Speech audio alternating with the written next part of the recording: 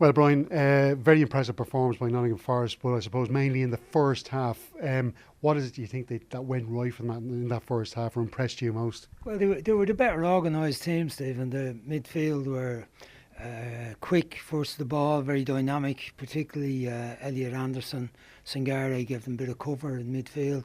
And Morgan Gibbs White was just outstanding. It allowed them to dominate the game, get the ball into Wood early, get it out to the wingers.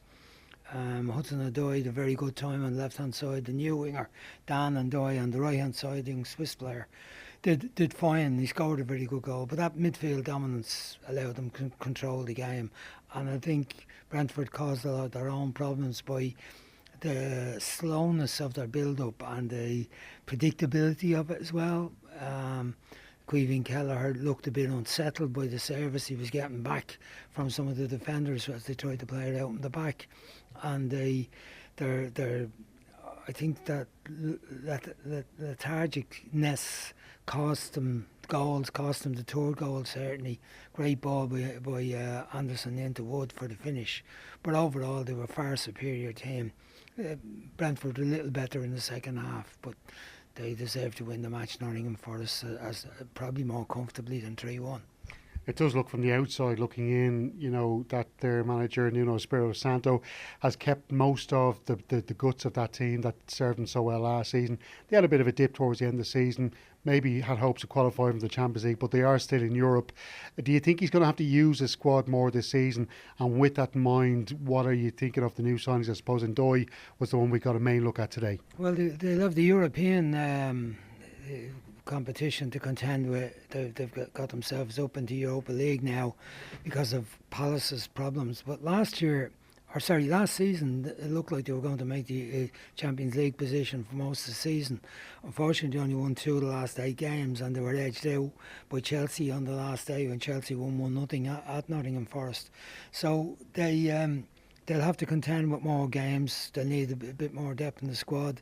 I think they've been very busy. I think they've spent about 100 million over the weekend on 3 attacking players, more sort of players that they had already. They lost Anthony Alanga, but they've got Omari Hudson from Ipswich coming in, along with a couple more lads from Nantes, and who's the other one? There's a third one, McAtee, a young Manchester City player, 22-year-old, who was at Sheffield United, looks a good player as well. So they spend the money to try and keep themselves in the type of position they were in last year and deal with having the European competition. And they should be one of the favourites for the Europa League.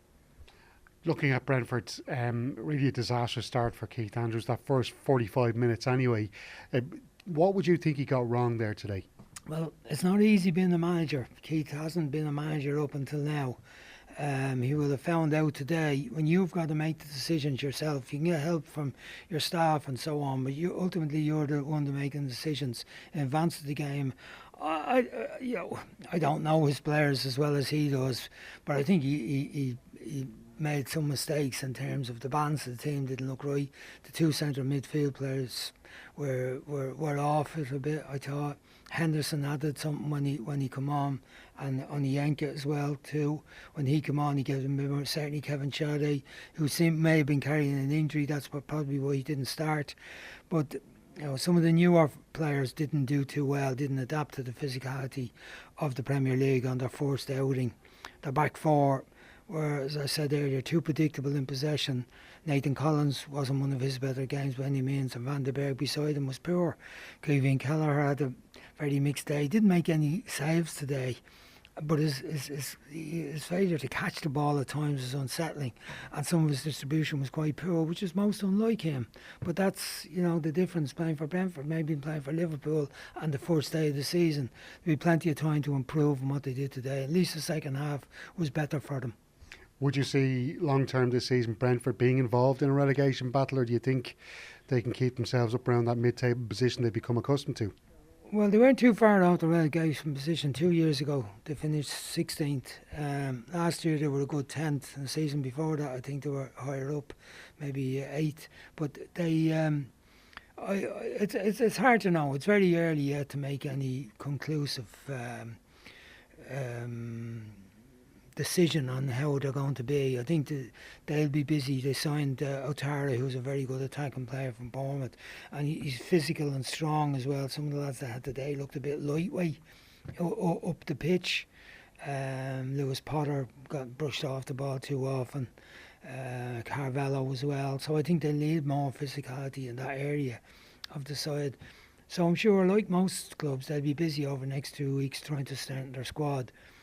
I think it'll be a tough enough season for them. But who knows, they might get their act together and start getting points, and they could have as good a season as ever they have. We don't know at this stage yet.